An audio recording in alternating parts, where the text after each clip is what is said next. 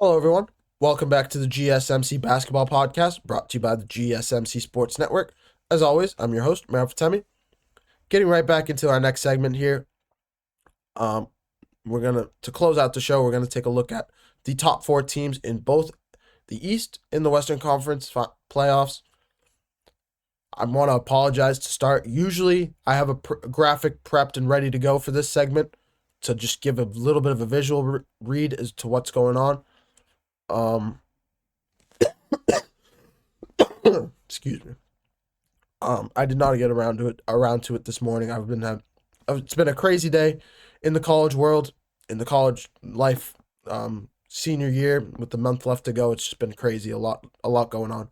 That's neither here nor there. I just I wanted to apologize for that first and foremost. But um, getting right into it here, we're gonna start with the Eastern Conference. Obviously, we're gonna save the best for last. Eastern Conference, my top four teams. We'll start with four. Um, I really would put the Milwaukee Bucks at four. Milwaukee Bucks with Giannis Antetokounmpo, Damian Lillard, still in the starting lineup, or Damian Lillard injured, but looking has been cleared, is continuing to be cleared, getting better with his blood clots. Could be back sometime this series against the Indiana Pacers in the first round. Could be back sometime next week. He's officially ruled out for game one, but game two and onward past that is still up in the air. So we'll see how that all plays out. Um, so immediately I'd start with the Bucks at four, especially with the MVP candidate in Giannis Antetokounmpo. From there, I would look at the Indiana Pacers at three. The Indiana Pacers personally are one of my favorite teams. They're probably my dark horses to win the Eastern Conference, my number one dark horse. A lot of teams are really just riding this. A lot of people are riding this Indiana Pacers team off. 3-1 against the Cleveland Cavaliers in the regular season. Have always played Boston tough. Incredibly deep team led by Tyrese Halliburton and Pascal Siakam. Can really go about 7 or 8 guys deep that can go double figures, can score double figures or more. Um, they're just a phenomenal team, all around, well balanced team, offensively, defensively. Don't really have that guy. The one thing about this team is they don't have that offensive talent that just wows you. You can say, okay, go get me a bucket definitively and reliably. I don't have to worry. I don't have to worry that you're gonna miss. I don't have to worry about anything. You just go out there, especially in the playoffs in a tight game with 5 minutes to go in a tie game. You need a guy out to go out there and just get you a bucket to just run the offense. Tyrese Halliburton is what we wanted. We wanted Tyrese Halliburton to be that guy. Um, but Tyrese Halliburton has proven, honestly, he isn't 100% proven this. I still want to give him a chance that he can change this narrative, that he can grow into more offensive player, scoring player, but he's more of just a floor general, Magic Johnson facilitator that can guide the offense, pass the ball, put the guys into the right positions to win. We have seen him score game winners. We've seen him be clutch. We've seen playoff moments from last season when he hit the game winner against Milwaukee. I believe he hit another game winner this season in the regular season against Milwaukee as well. They're still a great team. So they're incredibly formidable in the Eastern Conference. I'd say I'm putting them at three as my dark horse to win the Eastern Conference. I know three isn't usually a dark horse, but it's only a dark horse because of the top two seeds. The top two seeds being, in my opinion, head and shoulders above the 3 through 8. And number two, I'd shockingly put the Cleveland Cavaliers. Cleveland Cavaliers, head coached by Kenny Atkinson, similar to the Thunder, very young team led by Donovan Mitchell. Donovan Mitchell obviously being a veteran in this league, being in the league for about 8 or 9 years now. But it's still kind of young with Darius Garland, Evan Mobley, Jared Allen a little bit, not as much, DeAndre Hunter a little bit. Their bench is deep, do not get me wrong, but it is still a little bit young with George Niang, Dean Wade. These guys, they're still great players, but they're just young team. They're a very young team, and they're continuing to grow every day. It feels like they're continuing to grow into their roles, into the NBA in general. That I have them at 2. I think they're either them. I have the Pacers as dark horses for this one reason. I think they're going to square off against the Cleveland Cavaliers in the second round.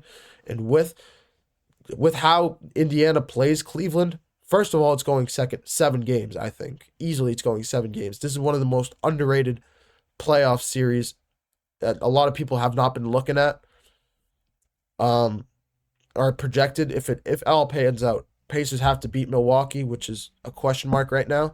But if they do that and they face Cleveland in the second round, I think they'll push Cleveland to 7 games easily.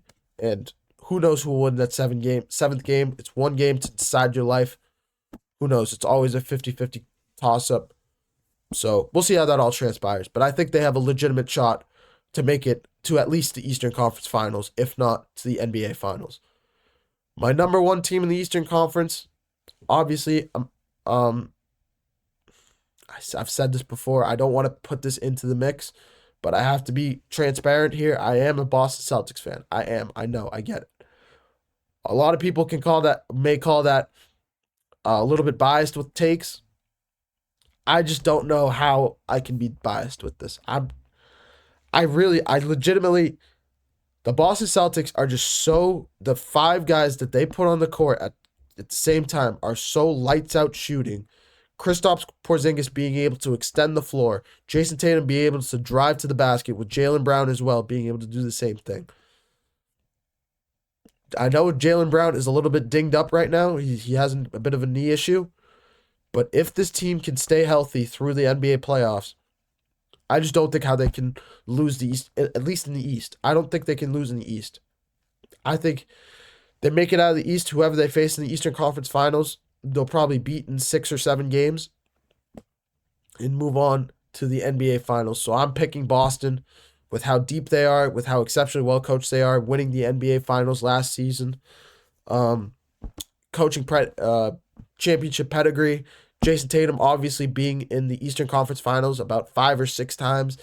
Just like continuing to defy the odds, continuing to set the standard as a young player in a prospering, growing, blossoming franchise in Boston. But yeah, that's my top 4: Boston, Cleveland, Indiana, and Milwaukee for the top 4 of the Eastern Conference. Switching gears to the West. I won't lie, this was a little bit tougher to do. With how strong the Western Conference is right now, this was much more difficult to pick. It's pretty much picking needles out of a haystack and picking little needles. It's borderline impossible to do, definitively, and create a supporting argument that decisively puts one team over another. But starting at 4, I'm going to put the Golden State Warriors at 4. I know Jimmy Butler, playoff Jimmy. I get it. This is, again, please stay with me here. Having a little bit of shooting slumps from time to time. We've seen their third quarter continue to bother them. We saw the Memphis Grizzlies without Ja Morant come back in this game in the third quarter. They can hit shooting slumps. They can hit offensive scoring slumps. And that's the biggest thing with this team that kind of worries me a little bit. They are still a great team, do not get me wrong, but I'd be remiss if I did not mention that this team, while they are a great team, has had struggles down the stretch here. Regardless of how their record looks, with how dominant, with how hot they've been, they still have had struggles, and there are little increments of time that can be, especially in the playoffs, against loaded teams, with how loaded the Western Conference is. Those little increments can come out as big chunks and big reasons why end results happen the way they do. So I had the Warriors at 4. At 3, I'm going to put the Los Angeles Clippers. The Clippers with Kawhi Leonard, James Harden, and Norman Powell, Vika Zubac, a team that's really growing and has gotten hot. Easily probably the hottest team in the Western Conference.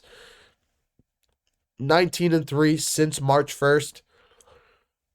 Easily one of the best teams in the Western Conference.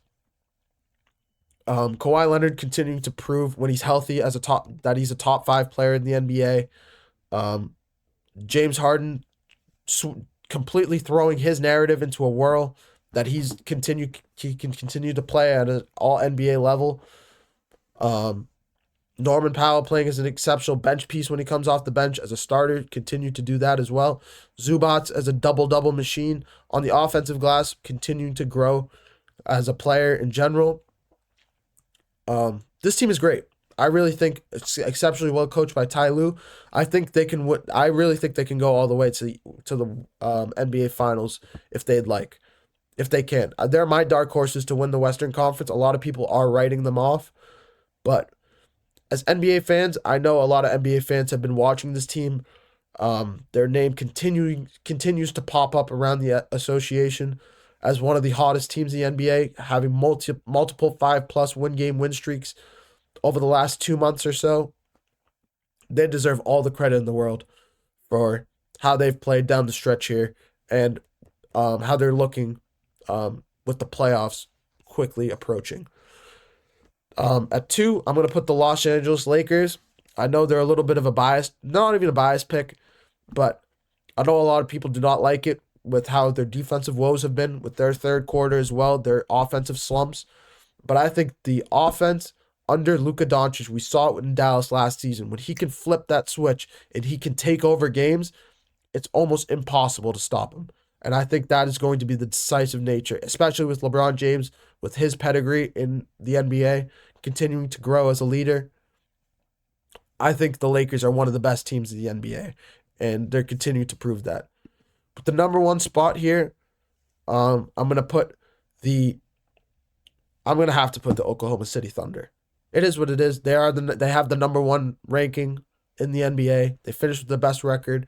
I'm going to be one of the people that's throwing expectations on them because their record speaks for themselves. It's not fair to the Oklahoma City Thunder to write them off and just say they're going to lose before they start losing or before we see any signs of it. The Laker game, if you want to use that as an example, okay. But I also put the Lakers at 2.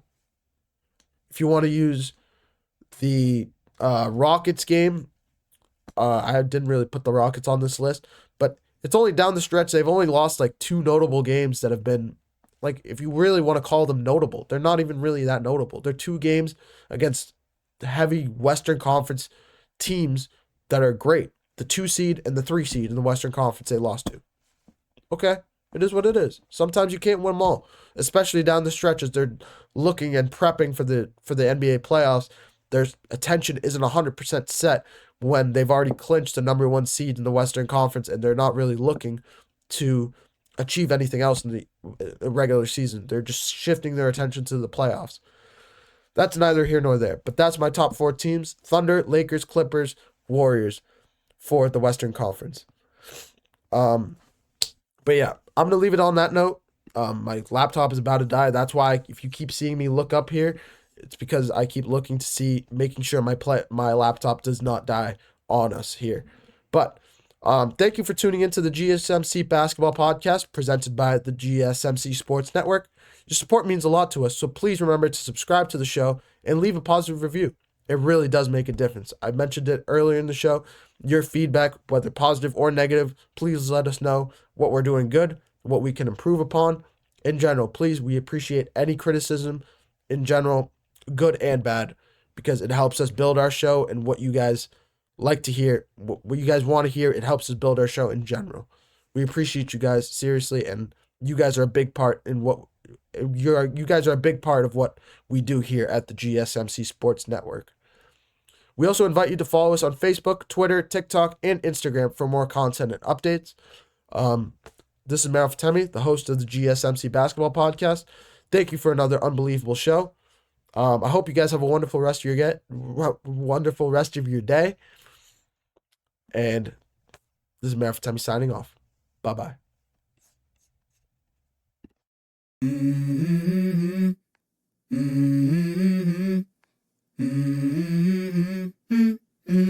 Let's go. I wake up to a little bit of drool on my pillow, feel like it's gonna be a bad day. Yeah, I'm tired of shit, and the coffee ain't hit yet, damn, ain't that great. I don't wanna go to